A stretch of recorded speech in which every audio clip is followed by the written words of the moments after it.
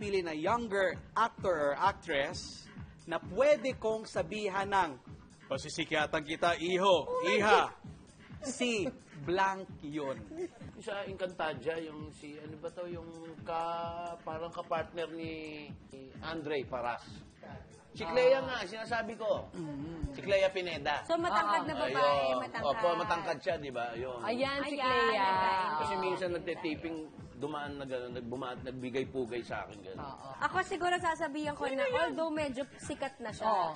Pero kung ako yung nakatita mode, mas masisikat ko siya. Si Jack Roberto. Pasisikat. Ganun lang pala yung tsura, Marsa. Ganyan. Dikit ka sa akin. Sisikatin kita. Manager na manager. Tsaka alam mo, may balak na hindi maganda. Yung pagkabitiw eh, May no? bahid, Mars. Sikatin. Ang youngest ever. Ay! Ako. Delikado.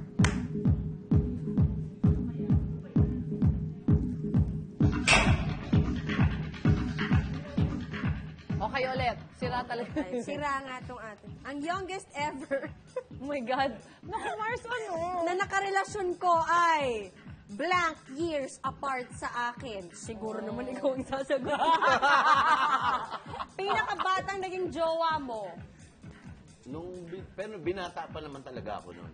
Mga ano siya, siguro mga 24 ako, mga 27.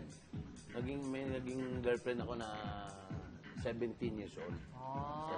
Okay lang. 10 Pero years. maganda. Kasi I was just a funny man with a big heart.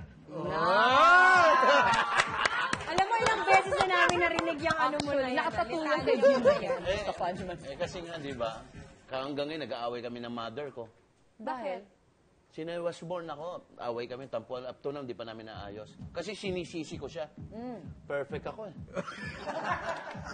Pero gusto ko Ang sa'yo. hirap ng Ako ba pwedeng hindi naging jowa? Nag-date na lang. date? Date lang. May nanligaw sa akin, 19 lang siya. Tapos mga ano ako, 27. Wow! Tapos kape-kape lang kami, tapos na-realize ko na, laks makatita mo. Friends na lang tayo. Dito lang. Oh, ikaw. Isasabay kita sa fame ko.